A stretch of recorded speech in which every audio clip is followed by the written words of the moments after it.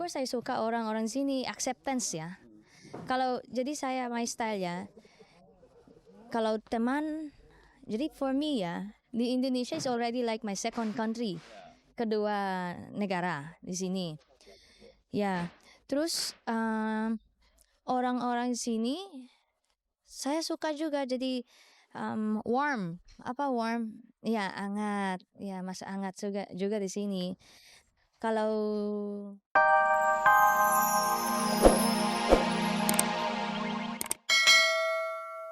Pemirsa, Mona Ratu tadi berpesan, berilah kesempatan kepada mereka yang mempunyai cacat fisik karena mereka juga mempunyai cita-cita atau keinginan seperti manusia normal. Dan siapa tahu mereka bisa mewujudkan impiannya bila diberi kesempatan. Jumat pekan lalu di kampus Universitas Katolik Atmajaya Jakarta diselenggarakan berbagai penampilan yang diikuti oleh penyandang cacat fisik. Acara untuk menyambut Hari Internasional Penyandang Cacat yang jatuh pada 3 Desember nanti. Di antara para penyandang cacat yang tampil di kampus Atmajaya itu, terdapat seorang tunarungu bernama Amanda Faryani Faisal. Dara berusia 18 tahun ini menangkap ucapan lawan bicaranya lewat gerak bibir. Di sebelahnya adalah sang ibu yang membantunya menjelaskan jawaban-jawaban putrinya. Kenapa Amanda suka sekali akan modeling? Iya, suka. Ya, kenapa kamu suka model? Kenapa? Suka sekali. Ya, dia mungkin terobsesi karena tantenya kan juga model. Penny Bauti yang kawin sama istrinya Mak Sungkar. Jadi terbiasa dari kecil tuh dia lihat tantenya. Cita-cita Amanda nanti itu apa? Mau Raja Busana. Mau? Raja Busana. Oh, mau jadi perancang. Sudah berkali-kali Amanda tampil di catwalk sebagai pragawati di Jakarta dan di luar kota. Bahwa tadi ia mengatakan ia ingin menjadi perancang busana, mungkin saja itu terlaksana karena ia juga mempunyai kemampuan menggambar. Dan setiap kali menonton televisi, pertama-tama yang dipilihnya adalah acara mode. Dulu banyak hambatannya ya, seperti banyak orang meremehkan kamu gitu ya. Tapi makanya ini saya tuh mau terima kasih banget sama media massa sejak diangkat media massa gitu. Kayaknya mulai deh orang-orang yang terkait di dunia mode tuh mulai agak perhatian ke Manda. Sekali lagi saya ucapkan terima kasih ke semua media massa gitu.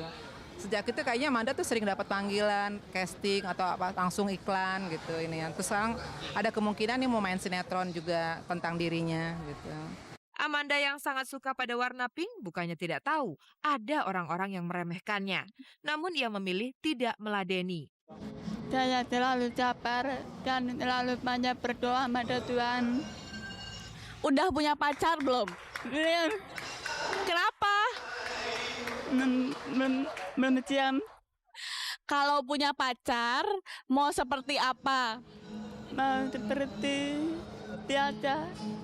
Maksudnya cowok biasa yang baik yang bisa menerima dirinya sebagai tunarungu. Tapi Amanda adalah tunarungu yang memperoleh kesempatan mengembangkan dirinya.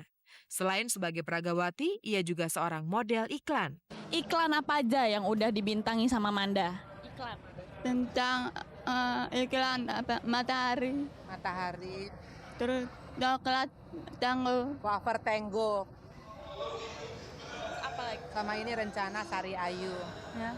Rencananya besok nih syuting Sari Ayu di Jogja. 2 tahun yang lalu, putri sulung dari 3 bersaudara ini terpilih sebagai cover girl atau cewek sampul sebuah majalah remaja.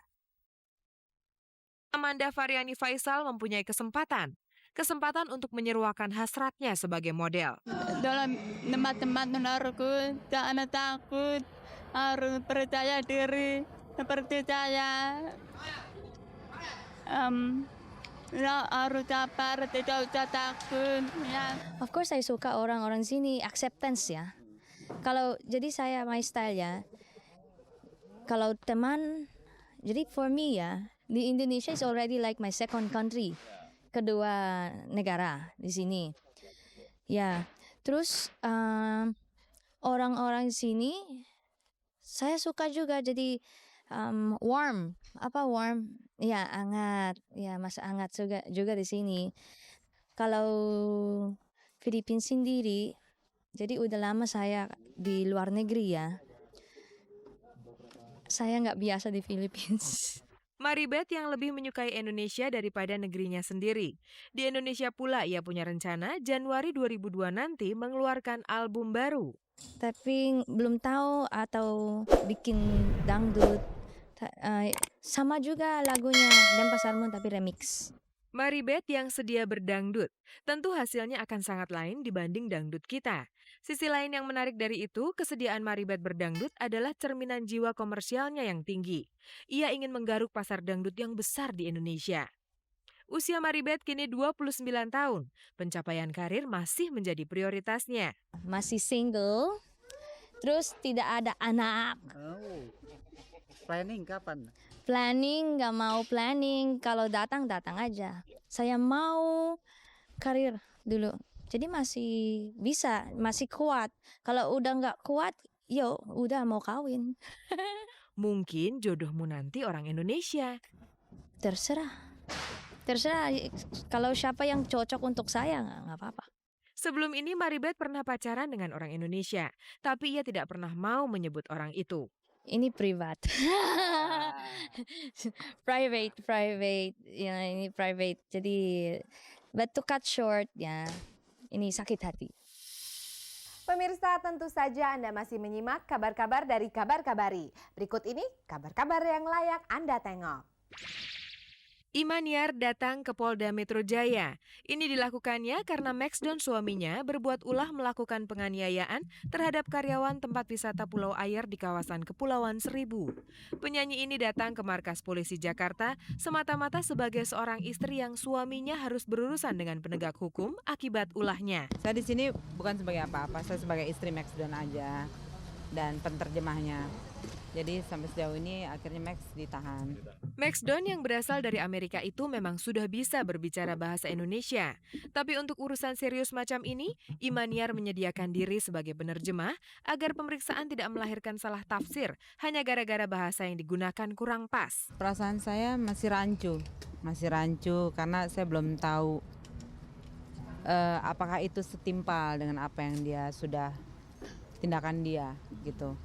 Bagi saya tidak terlalu keterlaluan, maksudnya bukan apa yang dia tindakan dengan apa yang dia dapatkan itu terlalu jauh gitu. Bagi saya tidak adil. Itulah perasaan seorang istri yang cenderung membela orang yang dicintainya, sekalipun orang itu telah melakukan penganiayaan pada orang lain dalam bentuk pemukulan sampai korban terkapar oleh tinju Maxdon yang bertubuh besar dan tegap ini, yang tentu saja tenaga jotosannya juga luar biasa. Memang dia bersalah, tapi dia sudah minta maaf dan saling memaafkan dengan yang pelapornya dan sudah clear. Tapi kemudian sekarang terus sampai dia harus ditahan dan kita tidak tahu lagi nasibnya dia bagaimana. Itu yang saya merasa hak azazinya. Kalau saya bilang karena dia di posisi yang lemah, dia itu orang asing, jadi gampang sekali dituduh ini itu. Sekali lagi, istri manapun akan seperti Imaniar. Habis-habisan ia akan membela suaminya. Sangat lembut sekali, dia the best buat saya, sangat penuh cinta kasih dan bapak yang paling idola buat anaknya sendiri. Bahwa Maxdon telah menganiaya orang bagi Imaniar itu sudah selesai karena suaminya telah minta maaf dan konon dimaafkan pula. Saya banyak upaya tapi saya belum bisa bicara apa-apa. Banyak sekali yang saya sudah upayakan, tapi saya belum bicara apa-apa sekarang karena satu dan lain sangat berhubungan. Kita lihat saja bagaimana Imaniar akan berusaha membebaskan suaminya melalui caranya sendiri atau cara hukum.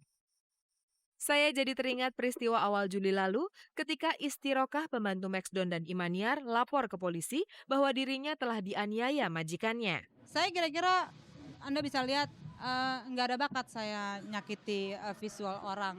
Ngomel aja saya nggak sanggup, nggak bisa karena saya orangnya diem. Kalau yang sebadan kayak gini nggak usah mukul, pegang aja orang udah mati kali ya.